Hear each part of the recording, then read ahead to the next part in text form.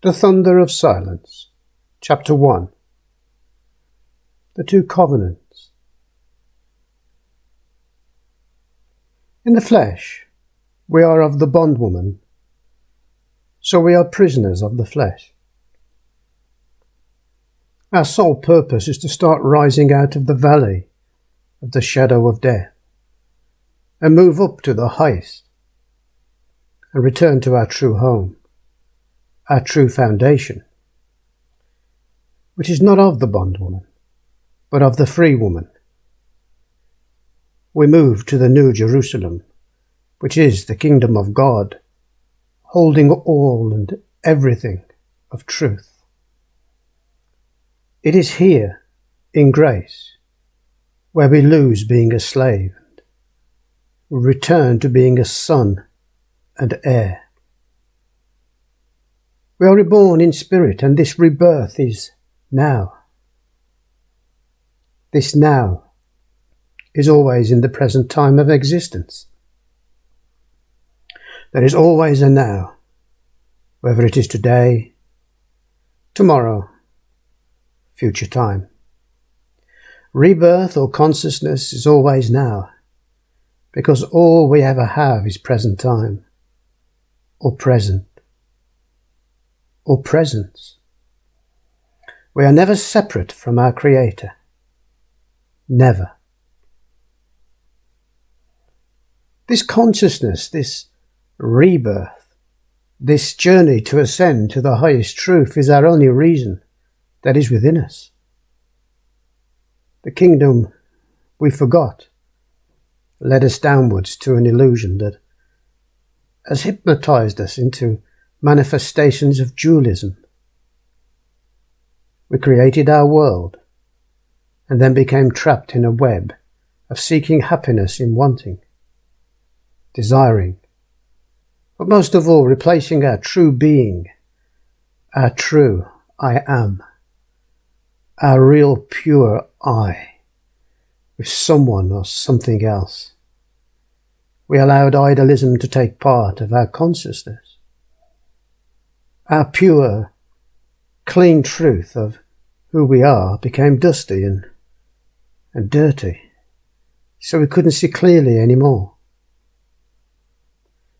We got lost, we blamed others or things, and our dualism became even stronger, convincing ourselves we cannot get out, and our Creator has given up on us a long time ago.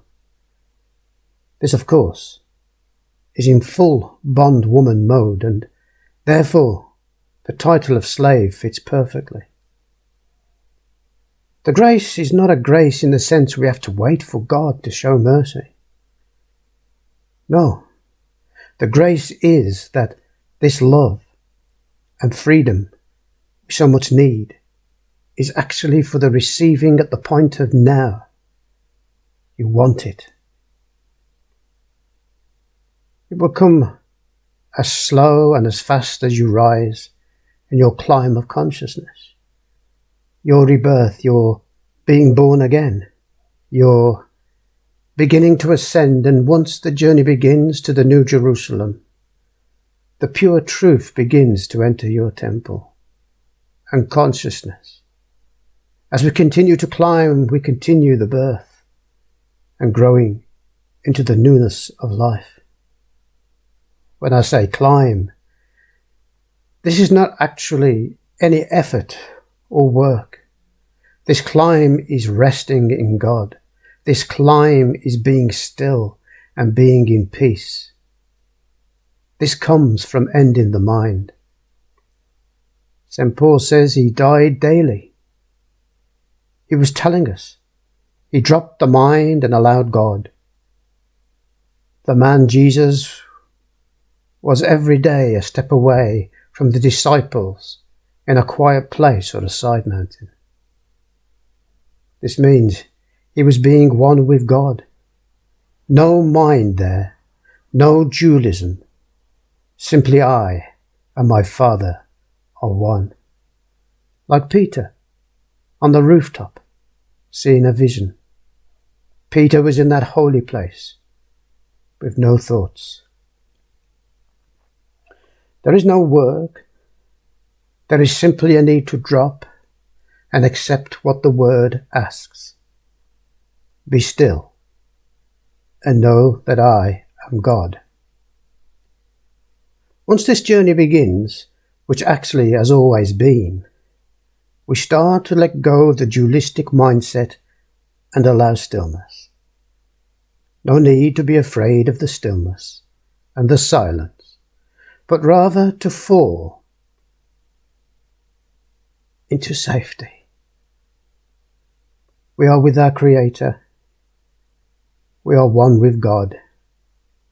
We can be assured we are in the safest place and where we should be. The Bible is full of pages of these stories and knowledge and wisdom. This narrative of these two women and the two children are such stories telling you that though you feel lost and albeit a slave, this, however, is not your story. Your story is of life, not death. It's light and not darkness. It's being an heir and not a slave. It's the greatest story ever told. It is being one with your Creator. This has to begin somewhere, and whenever it does, just know it's perfect in its timing. It is a great release to find out that you're not a slave, not a prisoner, but a free spirit. This very word, free, should make you feel so wonderful. It is a great word. You are free. You are free. Free. Why? Well, it is because you always was, and were, and are. You just are wearing dark, dusty glasses in winter dark months. It is because you believed you were idol or thing, and thought with the mind that you were albeit dead to life. And God can't possibly love someone like you. But Christ never left you ever, and He never forsakes you in your existence.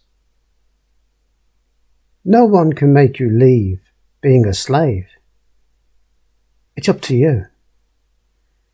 However, once the door of the darkened room has opened a tiny bit, once a glimmer of light shines in, it's then you know in your conscience that you are able to begin to fly.